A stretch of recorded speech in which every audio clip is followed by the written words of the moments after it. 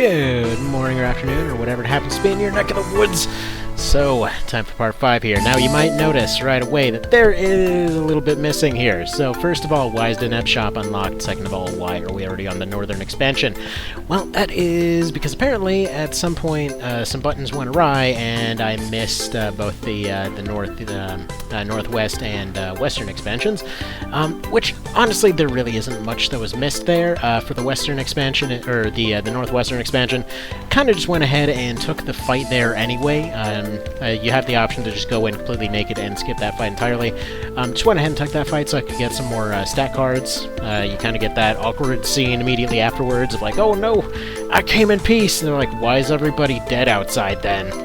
Like, well, you see, it was self-defense. But anyway, and it's actually funny because even if you show up solo, they will still attack you. Even if you have a necklace on, they'll still be like, oh man, you came here with slightly higher stats, you're here for war. And then, yeah, bad stuff happens. But anyhow, can go ahead and describe all that while all this annoying crafting is going on. What an amazing system with no problems whatsoever. Just basically going ahead and re-equipping for Chapter 4 here, getting a better spear, getting the trident, getting everything else, and yeah, the trident is definitely an upgrade over the scorpion. Yes, it loses poison there, but just that consistent damage and its ability to get past some of the better armors that'll be coming up is more or less what you really want at this point. His stats would need to be significantly higher still to actually be on the same level using the scorpion, and considering how short some of the fights are, it's better to just have that immediate damage. Now, anyhow, but yeah, we'll be seeing more of that kind of stuff later on in One Man, One Goal, One Vision is what I'm going to end up calling it now. I'm literally just going to call him One Man and then order of one goal for One Vision. That works. That works just fine. Planning to start that this week if time permits, but we'll see how it goes. Because, the rest of this should be... I'll try to cut out some of the extendy, grindy bits, but this is when the interesting stuff actually starts with this run. Anyhow, so back on that northeastern expansion, it didn't hire Olivia, obviously, because she's not on the team. Then when... Why am I saying northeastern? Northwestern. And then for the western expansion, if you're curious about how how that went, I'm sure somewhere there's footage of a Lego man getting run over by an oncoming train. It's something similar to that. Some general simile can be found from that. As far as La Raza, prefer to call that guy La Mesa, but whatever. Just basically grabbed a warp card, went ahead and stabbed him in the face, done deal, no problem. For Sherry, she got crit with a rock and died, so yeah, just nobody made it out of there. And then went back for the northern expansion. As far as the choice that you get in the western part, as per usual, I just went for the option to not have Cashua in that fight. Because if she is there, sometimes she can be annoying with her casting and all that kind of thing. And not to mention, you might accidentally stab her in the face. Granted, in this route, it probably would have been a bit more practical and a bit more cathartic. But, well. If you didn't know, if you say that you're willing to start a war with your sister, then she just doesn't bother to show up. She chickens out. If you say you're not really sure, she's like, oh man, what a chicken, I'm gonna go friggin' beat that guy, and yeah. So yeah, that's kind of where all of that goes, and we're almost done with all this crafting here. I think I was going for another trident here. Finally ended up getting that thing. Kind of sucks that you gotta make your weapons, but whatever. They were trying, I think they were trying to go for a sort of Vagrant Story kind of situation, but then they couldn't quite do it. I'm sure they had more plans. There were so many plans with this game, but it's like every time I always want to bring it up that there was that one interview with Matsuno there. He's like, so did you get everything you wanted in the game? And he's just there, like, just stunned for a few seconds, like, yeah, I think so. And then you just know in the back of his head, he's like, oh god, there's like 1,500 features I wanted to put in there, but didn't. It doesn't have enough features yet. I need more D&D. Also, I just noticed, I actually did get Olivia. I think that's because I wanted to have her included in the ending. That's what it was. Because yeah, if you didn't know, there's kind of an implied romance kind of thing between Denim and Olivia. It's also implied to be really one way though, because he more or less doesn't acknowledge her for most of the story, and in one of their only cutscenes together, he tries to choke her out. But then, yeah, in her ending cutscene, she's there talking to her dad Pope. He's like, oh man, you know, I gotta stay here and help. He's like, no, go follow your dreams. He's like, oh man, I'm gonna go follow him on that boat. And yeah, even in one of the interviews, Matsuno was like, oh man, immediately after this thing, they were severely banging on that boat. So yeah, I mean, hell, word from the guy that made it, so, well, man, I seriously didn't even pick up on that for the longest time. Like, honestly, I don't know if I ever mentioned this, but as far as what I figured the canonical, like, pairing or whatever else would be, it would have made sense for, like, Denim and Saria, kinda, or, like, Denim and Sestina and all that kind of thing, because they're more or less, you know, they're both kind of that whole revolutionary type situation, and they both get kind of, like, it's always implied it's supposed to be someone from that group of sisters there, but it's like, there's way more in common with those two than, like, Olivia, who just kind of shows up. She's like, hey, you killed all my dudes, let me join you. Now we're basically a pair for life. Great. How did this happen, exactly? It's like, thanks for killing my dudes and trying to choke me out. Denim's kind of a dick in that cutscene. Anyhow. Unfortunately, it didn't get included in this one. More or less what happened, I think it's just the recording thing ran out of space and just never bothered to tell me, because there was just a chunk missing, and that was it. I didn't really get any info past that. I ended up starting this fight once, and then having to step away, and then realized that chunk was missing, and then just went to the last save, and hoped I didn't lose too much. So yeah, didn't lose anything important. The actual challenging fights are coming up in this fight. It's funny because it's not the ones that you'd think. Like, probably one of the biggest stone walls for this run was actually Tar Castle. So that's Bernicia 1. Definitely the hardest part of that whole thing. Just because it's, man, there's so many things that can go wrong. But probably the biggest thing and the biggest threat throughout this entire challenge was Golems. Because them suckers, like, even when everything is going exactly your way, everything seems perfect, you're just in a situation where just a couple Golems can come in out of nowhere and just completely ruin you. So, less than ideal. With that one right there, I just figured I'd get rid of that dragon and get rid of one of their tamers so that they're not boosting them anymore. Because yeah, with beast units, they do end up really strong over the course of this run. Even through all of his crazy stats and everything, it's just the fact that they're basically perfectly scaling up to their level means that they're always optimized to some degree. So yeah, that's kind of how they ended up putting that together. But yeah, Golems in particular, with all their extra punchy type situations, are surprisingly accurate despite their technical inaccuracy, if that makes any sense. Now here, I probably should have gone for taking out Peugeot right away, or Peugeot, or Peugeot, or whatever you want to friggin' call that guy. A Dragoon guy, Mr. True Host Man. Patient. We'll just go with Patient. There we go. We'll call him Bugatti. So yeah, I think I was going for unlocking Spiral Scourge this fight. Didn't end up getting it. I'm actually stuck at rank 7 for quite a while here still. Yep, Mr. True Host Man, and then he goes rip. One of the few actually competent Dragoons in this entire game. So yeah, that's fun. Poor Dragoons. Oh well. You know what? At least they end up having a cool moment every now and then whenever dragons and stuff show up. Though it's actually funny, I ended up using one by the end of this run. My original plan was actually to go with, just like pick up the Lord, go straight through the end with them. And actually, weirdly enough, I feel like I added, hell, a good friggin' 10 plus hours to this run, simply by not sticking with the Dragoon. Now, I think part of that was, for some reason, I thought they had limited item access. There's pretty much no bars as far as getting the full field out set, at least for the items that matter. So yeah, I could have really just stuck with Dragoon all the way through. There really was no need to pick up the Lord there aside from extra points, which, I mean, I think they were maxed out by the time the first POTD run happened.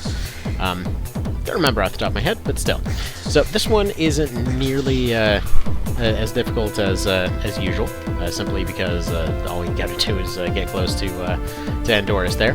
Now, it still did take a couple tries, don't get me wrong.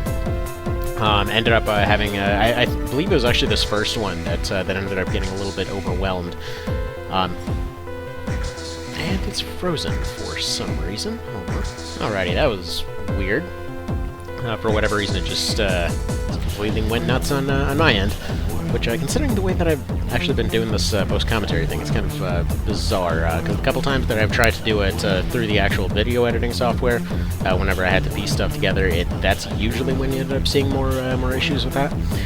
Oh well. Anyway, so yeah, this fight, it can get somewhat overwhelming, just because once the archers hit and once the dragons start getting all their moves in, that's when it starts getting to be a little bit of a problem. So you basically have to approach them on the peripheries and hope that you can just kind of take them out one at a time until you get to Andorus and then just finish them off. Now, just like many bosses around this point, you don't actually have to fully finish them off. You just got to get them down to critical. Okay, boy, sure am glad I didn't decide to stick through the entirety of that. And I'll be back in just a sec here. Because yeah, apparently there was a good 4 to 5 minute that I stepped away here. Let's go ahead and move forward here.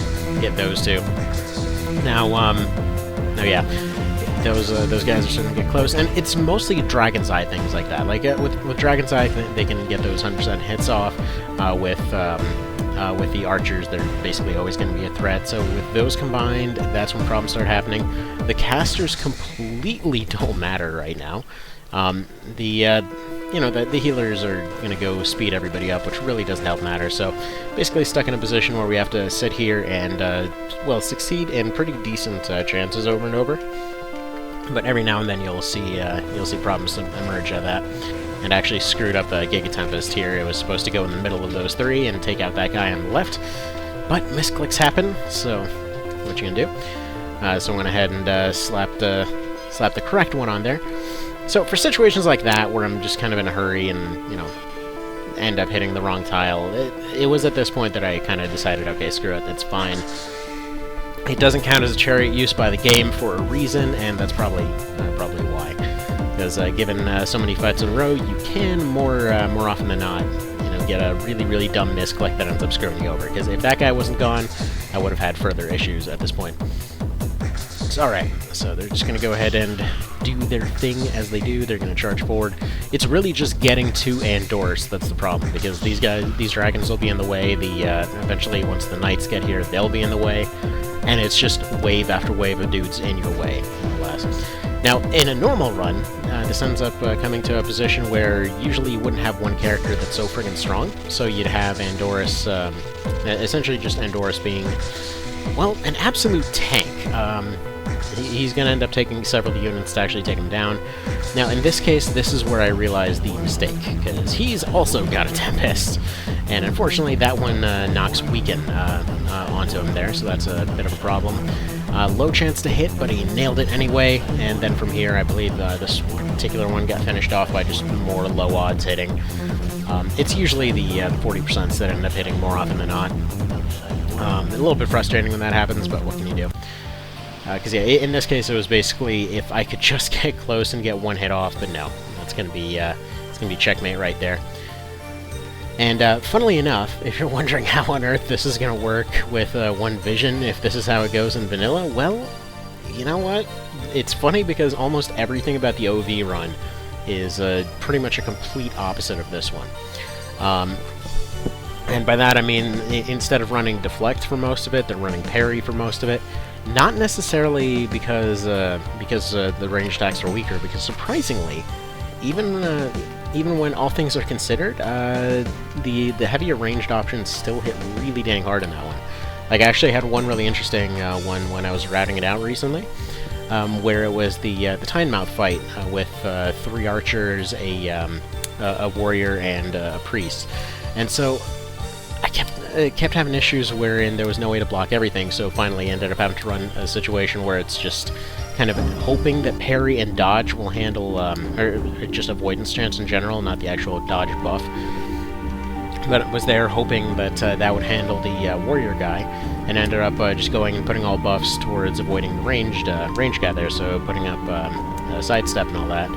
And so it was just like this interesting, tense moment of he's just there, just smacking crossbow bolts out of the air, and trying to dodge this guy with a hammer. Like, it was really cool. It was really cool. So that run will be very interesting. It will be a lot fewer fights per video, and actually the videos themselves will be a bit shorter, but man, it's gonna be an interesting one. Which actually, funnily enough, I was planning to start that today. It's not gonna go up for a little bit because I wanted to get a few parts in, and yeah. But routing is finally looking like something viable for that one to do the same run. But I want to get all this posted up first, so yeah, we'll do that. Now, let me know what you think. I was actually thinking to start just going hacking and slashing with editing for some of the later parts, just because there will be some parts that take absolutely forever. For example, Palace of the Dead. I mean, the second one I didn't even bother recording most of it, because I figured nobody would friggin' want to watch Palace of the Dead a second time.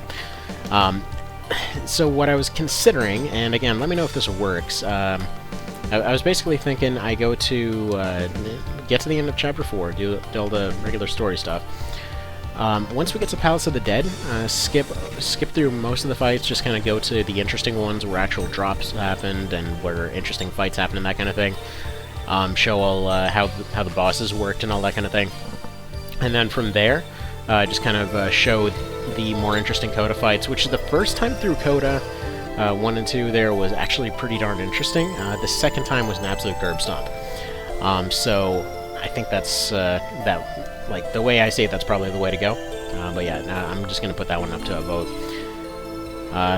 Because, hell, I could probably do it that way and then just put up the full videos as like a hidden, well, not hidden, but just unlisted playlist.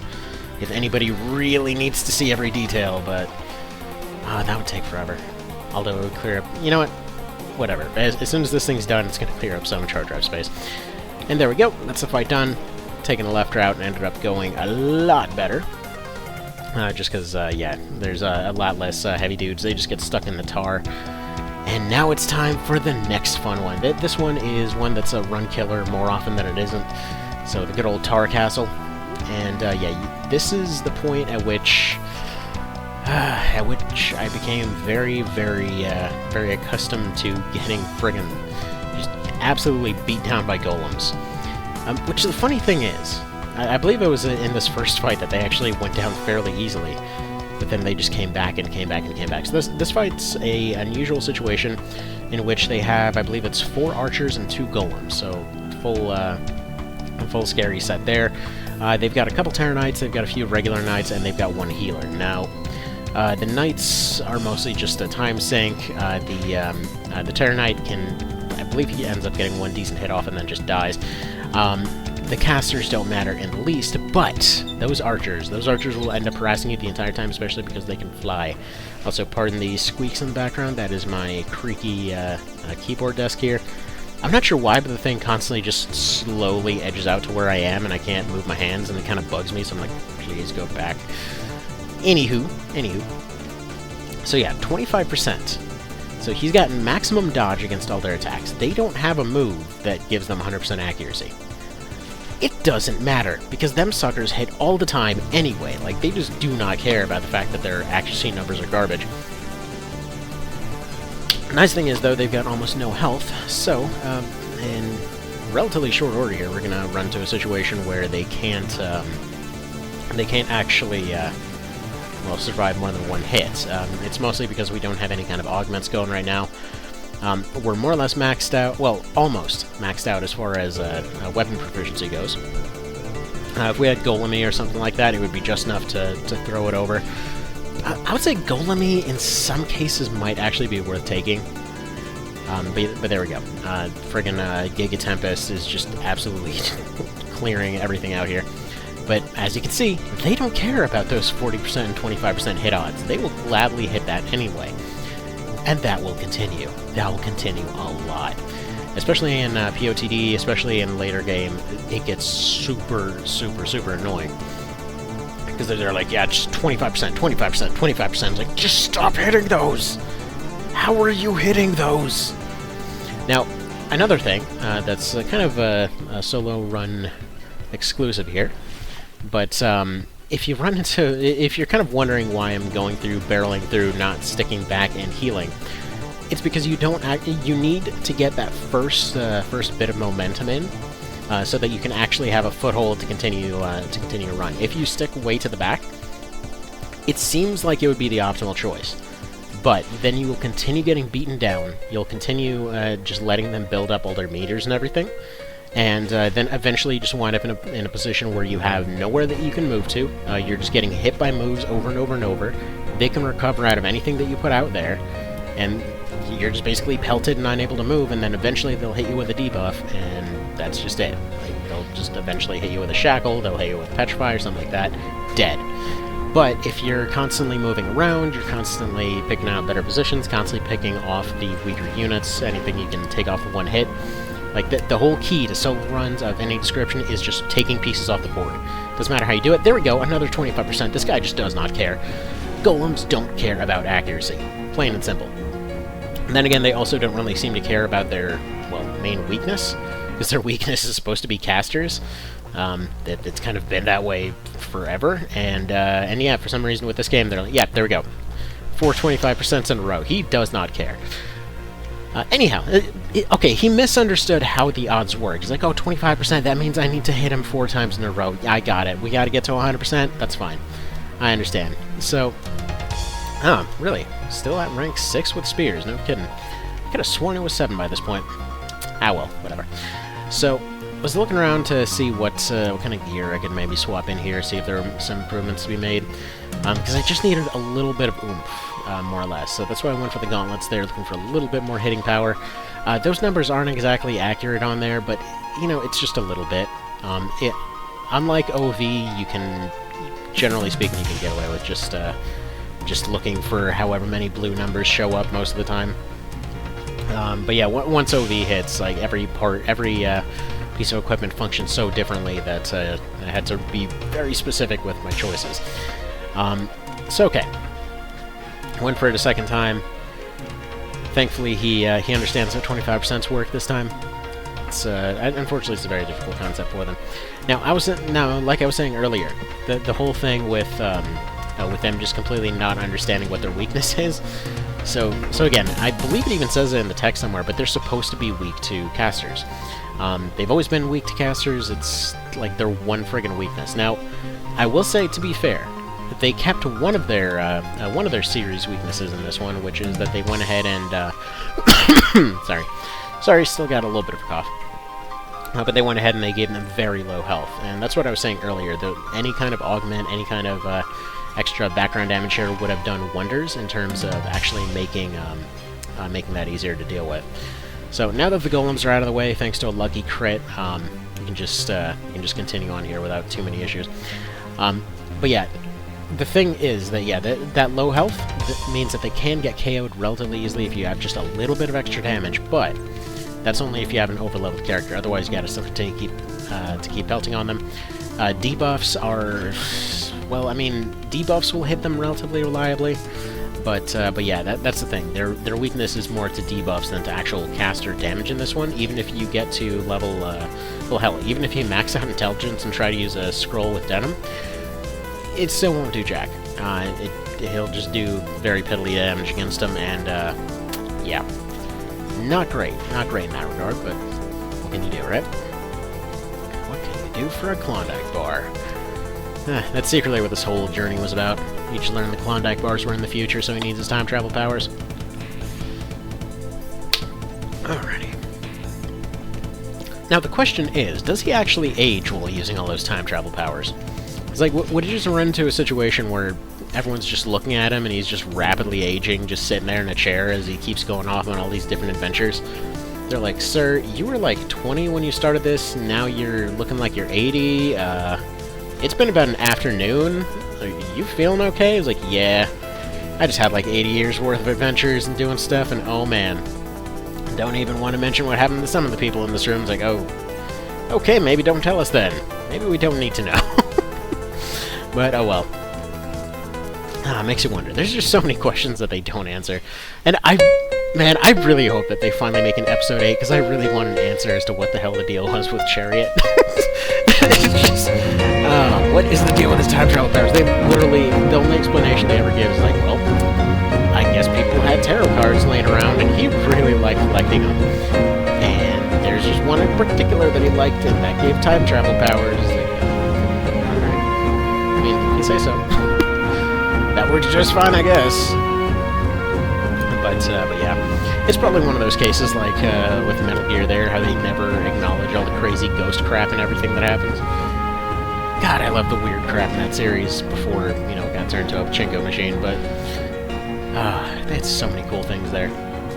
Like, seriously, Peace Walker is hands down one of the best values I've ever seen in a game. Like, hell, it's probably second to FFTA 2. Oh, no, don't do the 63! Oh, yeah, just barely survives it. And then finished off by some douchebag with a short bow. Because, of course. Alright, and moving on to the next one.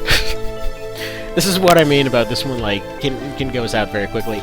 Arguably, on that last one, I should have gone back and healed, but I just expected them to suddenly break out all those leaden shots and everything, and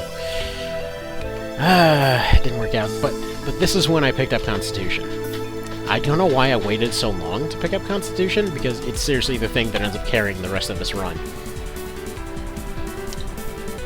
Because it's just that extra 100 health, and that will hard carry like nobody's business. Sorry, away we go here. Marches on, does this whole thing here. Actually, come to think of it, looking at the time, I'm not sure I'm actually going to have time to start the One Vision run today. Dang it! Downside of only having about half an hour at a time at any given point. Anyway, got the strength going here, got those guys going down. One of the things that became very clear as of last time, the only reason that last fight would have gone better if I hadn't used a Coral Harp. The problem is the rain went away, suddenly the archers got their accuracy back, this guy started disrespecting 25% again. You know, that's just kind of how that goes. That's just Golem life in a nutshell. You know what, they also have those time travel powers. Like, I can swear, there are some times when it feels like the AI is using the Chariot trick themselves, is kind of always taking the optimal route. Because, okay, I mentioned this earlier, but it's really weird how once you get your evasion really high, it feels like the AI just automatically gets crits every single time. Like yesterday, I was doing some rerouting for One Vision there, and there was one run where, okay, I started stacking luck after a while because I wanted to make sure that, you know, they could actually hopefully avoid and get crits more often than not. So, okay, so everything seems like it's going fine, right? Get to a bit where, yeah, the 25% crits, I think it was like 5 times in a row, that they just keep hitting and hitting and hitting. It's like, dude, are you even serious about this? What the hell's going on kind of situation? And it just happens. Like, I think they have a hidden thing where if dodge ends up maxing out, that some kind of leftover spills over to the other guy's luck. Because it seriously feels like it's just crit or nothing at that point. So, I don't know. Maybe they don't get a bonus, maybe it's just it only rolls for crit or something, who knows. Like, maybe if it goes below that 25%, it's just like crit chance or dead kind of thing. Alright, or actually, come to think of it, maybe it rolls for whichever is higher, either crit chance or hit chance. I don't know. I'm gonna have to ask Ray about that. Though he's mentioned finding the entire formula before, so I would figure... No, I'd figure that would have already been known if that was the case. Hard to say. Hard to say. But okay. Oh, my phone has informations. Why does it have informations? Okay. So, nothing really else to this fight. You've already seen the method that works here. It's just a matter of not getting RG screwed, more or less. So just marching on, doing that whole thing. They're gonna get all zoomy fast-like. Really, the clerics just turn into time mages by this point in the game. But there we go. They're gonna keep doing that. And yeah, I just want to point out, by the way, in terms of the differences in leveling speed, right? So how many shots does he end up getting hit by? Like, he ends up... he only ever gets up to rank 3 deflect by the end of the run, right? Like, it doesn't matter that he's getting shot at constantly for, how, like 50 hours or however long the run was, right?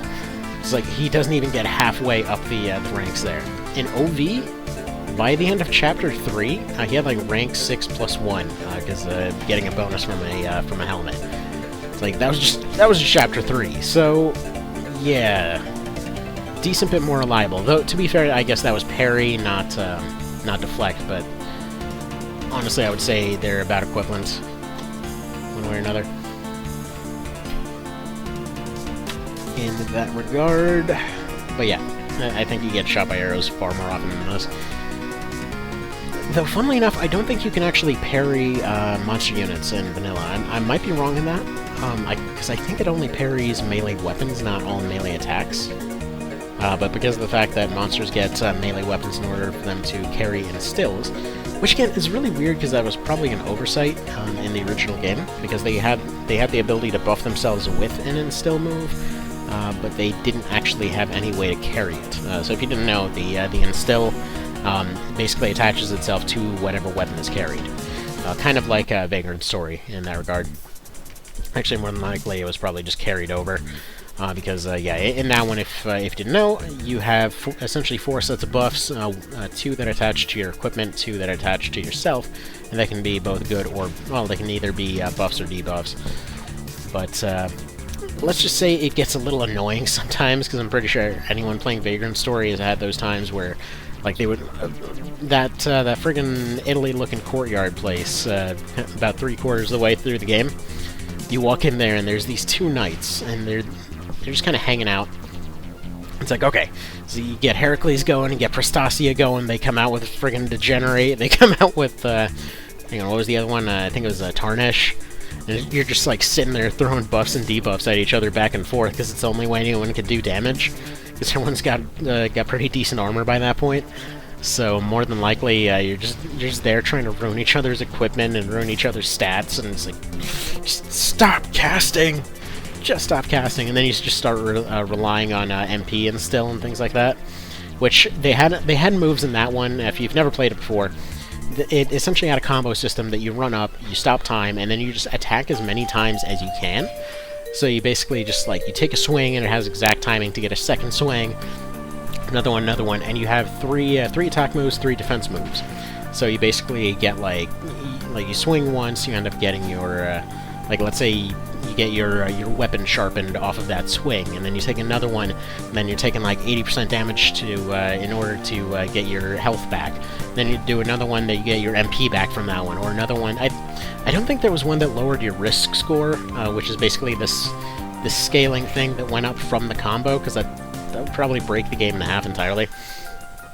But yeah, it was the system where you could get as many hits as you wanted in, but every single time you increase your risk, which basically meant that it was like this adrenaline score you got going, and you could essentially use that risk for certain things, like your finishers, which, funnily enough, this game's finishers were named after, although almost none of them have anything to do with each other, aside from the names. Like, especially Ruination. It's funny because the Scythe move looks a lot more like the Ruination from Vagrant Story. But either way, it doesn't really matter that much. So yeah, you basically have this thing where every time you take a swing, it would go up by a little bit, and then it would more and more and more and more and more, eventually getting to the point that if you did a near infinite combo there, you would essentially come out of that whole thing with the utter inability to hit anything if you tried. Like, you would have pretty much 0% chance to hit anything. You would have, like, the slightest thing would just insta-kill you on the spot. It was a cool system, let's put it that way. It was a cool system. Definitely not for everybody, but still very fun to play around with. And a lot of speedruns of that kind of thing essentially just involved just going in and just literally getting a perfect combo throughout the entire game. Because, yeah, your accuracy goes down, your damage goes up, your healing goes up, but yeah, you're just so freaking tired that you will just melt if a fly flies by you. God, I love that game. I wish I had more time. I would absolutely love to try to do a permadeath run of that one. Because there's apparently a different ending that you get if you can beat the entire game without ever saving. So that'd be pretty fun to do. I don't think I'm actually good enough at it to be able to pull that off, but yeah, the reason for that, by the way, is because after every boss, you essentially get an item that will randomly roll some stats for you. So you essentially randomly roll some stats as soon as you beat the boss. then you have another item that will essentially give you another random buff. And so what people would do is they would just repeatedly do these bosses over and over again to get the exact stats that they wanted. So, like, for example, they want a really good caster, you just keep going for those magic ups over and over, and you just wind up with a situation where you just walk into a room, snap your fingers, and everything's just blown away. Like, you could get so overpowered in that game, and that's what made it fun. It essentially took all the good parts of a solo run and made it into a game, and yeah, absolutely amazing. So if you've never tried it, definitely try it. It's actually the same guy that did this and FFT. That was the mind behind that one. Amazing music, amazing art, amazing game. Like, it's basically RPG, like, strategy RPG Dark Souls. I know I've compared the OV run to that before, but it's literally what it is. Because the level design, the everything, seriously reminded me of Dark Souls when I was playing through it. It's insane. It's insane how good it is. Like, even down to the fact that most areas won't have music. So they'll have music where it makes sense, but it's like, once you get to the main kind of like city streets and all that kind of thing, it's all quiet, and you just hear birds chirping in the background, and you just hear like clinks of armor and stuff like that when units are coming around. And usually, just by looking at people, you can more or less tell what their defensive situations can be. And so it's this whole song and dance where you can like stop the game at any time to kind of take a look at everybody, see what everybody is working with, see what you're working with. You make customized weapons throughout the entire thing, and all of those essentially adapt based on how you use them. It's so cool. It's so cool. It's got way too many systems, but it's so cool. Man, Matsuno, why do you gotta add 50 billion like mechanics to everything, huh? Why you gotta do that? Alright, so these two are gonna be the end of Tara Castle. We're almost there. We're almost there. So yeah, didn't even want to take a chance anymore. Just poke that guy, try and go for the Tempest on the other one. The healer's the last guy left, because what's he gonna do, really? And it's funny because both of these runs have that in common, where it's just like the healer's the one guy left because they don't really matter as much anymore. And yes, OV's healers are ridiculously amazing. There we go, rank 7 on the spears. Like, OV's healers are crazy good, but at the same time, they also can't really heal much if they're, if everything's getting taken out in one hit. So yeah. Originally, I went for a completely different plan, and actually I was hoping to reference a book series that I like, but didn't really end up having luck with routing that out, as it were. Simply because it was supposed to be a claw and shield, like, super evasion build type situation, with the idea being to poison everything on the map so that the healer can only heal one at a time. So in theory, it would create a situation where they would just, get overwhelmed over time. It would slowly choke everything out, and yeah, unfortunately, it didn't end up working. Just because that build did not have the oomph that it needed to make it through everything. So went for a rogue here because I'm going for just like a single hit takeout, more or less. So the rogue is crazy overleveled. I knew it had about one fight left in it, and I was expecting it to be here. Because as soon as they hit 26 to 28, depending on what part of the game you're in, they just won't be usable anymore. So we get the scene where Barbas accidentally shoots a guy, which never happens again because the rimfire is garbage, but hey, he tried. So there we go. Gonna go for the leaping monkey here. Just go ahead and climb up the wall. I could go for a teleport, but the teleport actually won't get you up this wall all the time. So I didn't really want to take the chance there. I'm just gonna go ahead and go for that one. Because yeah, the teleport is still restricted by your usual jump height. So if you're unable to jump that high, and/or there's no steps in the way to pull it off, you just won't be able to do it. But if you're able to ignore height entirely, well, that's going to do the job a little bit better. Delicious coffee. So we go here, build up some meter by shanking that guy, as you do. Just about there. He's going to go ahead and hit that 30% because he doesn't understand how odds work. And yeah, they're just going to repeatedly back off and try to make some plink happen here, but it's not going to happen. It's freaking insta-killed. So okay, to switch gears real quick, there's actually something that I've often wondered about when it came to this game. Because, okay, so when they were doing the remake, there were a lot of aspects that clearly were there as kind of, almost kind of like an attempt to look through through Western RPGs and just like kind of take what they saw to work and what they saw not to, ideally anyway. I will say that there were definitely oversights, but you could kind of tell that that's what they were going for, especially when it came to stuff like adding detect traps or something like that to the Warlock tree. But yeah, so the other day I decided, like I often do, to go back to games that I didn't really originally care for, and you know, sometimes when the day's just going kind of crappy, and you know, I'm on the phone and doing some other stuff, I sometimes like to just go back and take a look at some older games that I thought were supposed to be good, but you know, couldn't get into for whatever reason. And so I was looking through Tome, and I've had Tome for like, hell, 6-7 years now. Just had it for ages when it came up on a Humble Bundle sale forever ago, and I kept looking at it as like, okay, there's a lot of stuff here that I should like. I absolutely love roguelikes, but for, you know, I just can't really get into this one because I don't get it apparently. And by the way, time for boss music. Time for Mr. Tartaros here. This has actually turned out to be way more awesome of a fight than I expected. But we'll get to that in just a minute, because there's a couple turns until that happens. But anyhow, so it made me wonder, like, what would happen if you went full-blown with all that kind of thing? Like, just, rather than boiling down some of those things, that they just went full-bore into all the kinds of different kinds of crazy crap you can do in Western roguelikes and everything. It's like, oh yeah, you know, if you get over here, you can survive going into negative health, and like if you slap on this this helmet over here, you get all this crazy regen per turn. But then if you go and you like combine it with this other stuff, you suddenly get an auto shield that procs every time you're about to get hit by an arrow, or like just go full blown nutso with it. I mean, the parries are already, honestly, a lot of the systems, looking at it from that perspective, are very interestingly put in there. Like, honestly, the parry and deflect system is a very nice way to simplify all of the complicated save systems. Like, if you've never played, you know, Western RPGs or something like that, oftentimes they'll have things that, like entire stat trees and whatever else, that are just there for the purposes of giving you a secondary roll or several rolls or whatever else, on just avoiding any particular thing. So, like, let's say you have physical saves or whatever else, so you have mind saves, magic saves, whatever.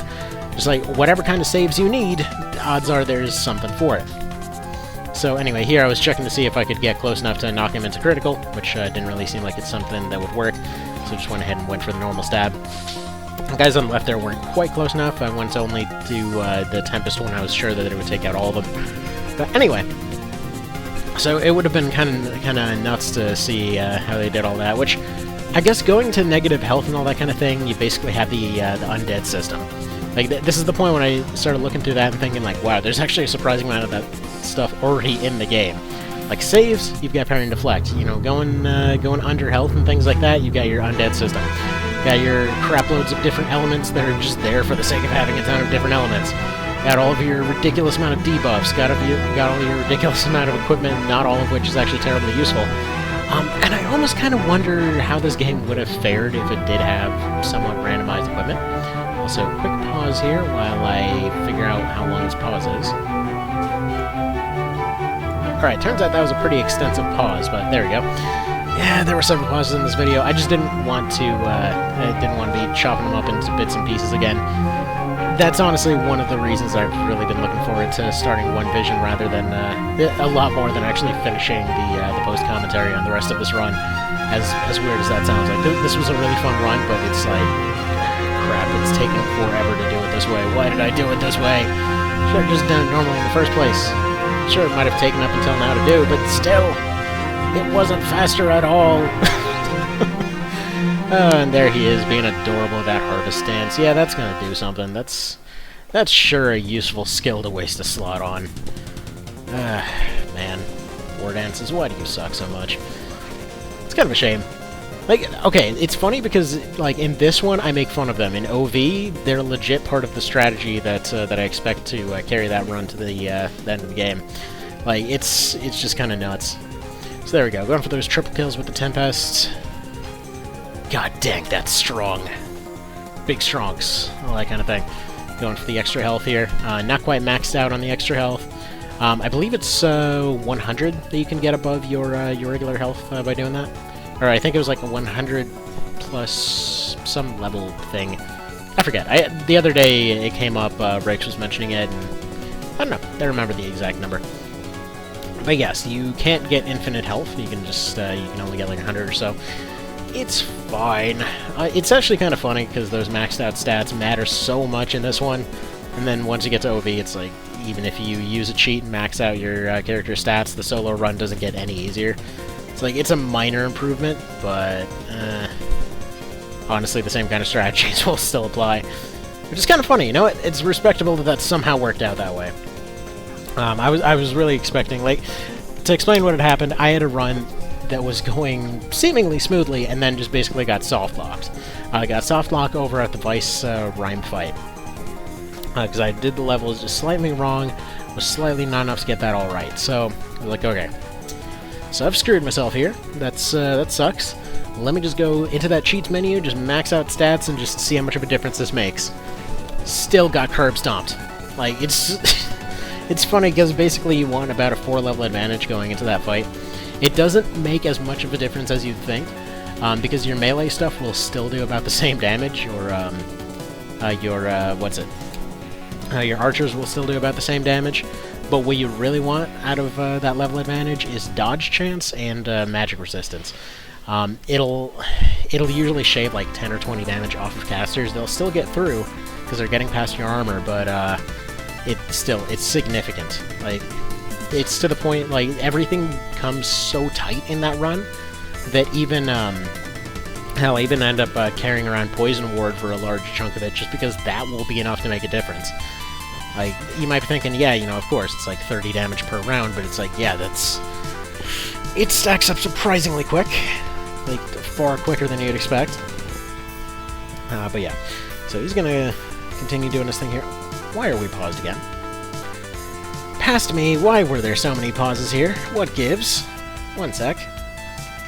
Alright, past me apparently had a lot to do that day. Well, I mean, that evening, rather.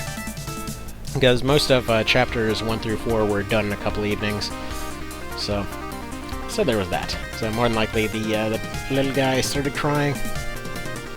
The littlest guy, rather. Okay, so there we go. So now he's mostly got ineffective dudes hanging out here. I was considering sitting around for a minute, letting the short bows try to work up deflect a little bit. There were several cases where I was considering doing that. But yeah, it wasn't going to end up being a good idea because they would just keep causing damage. And eventually, I think I showed this at the very start, but I was kind of worried about him using Apocalypse.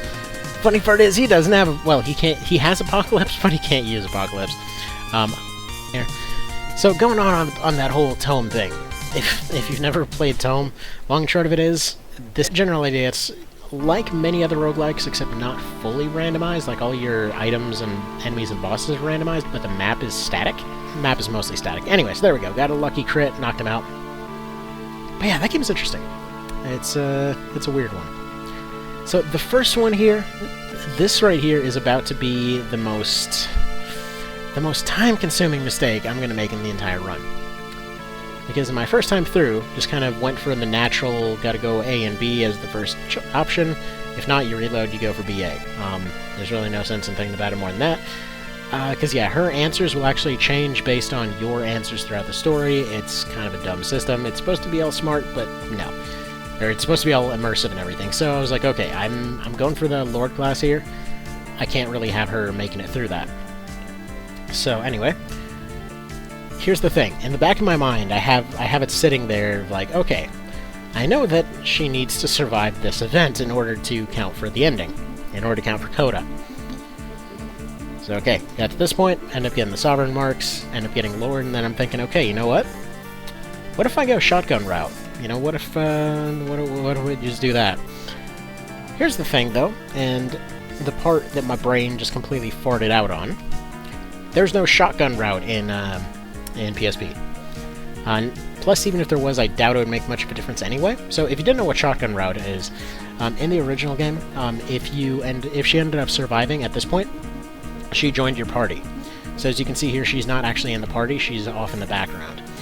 Now what this did, if she died in a random fight on the way back to the castle, they had an alternate scene of like, yeah, we saved her, but that didn't go so good on the way back.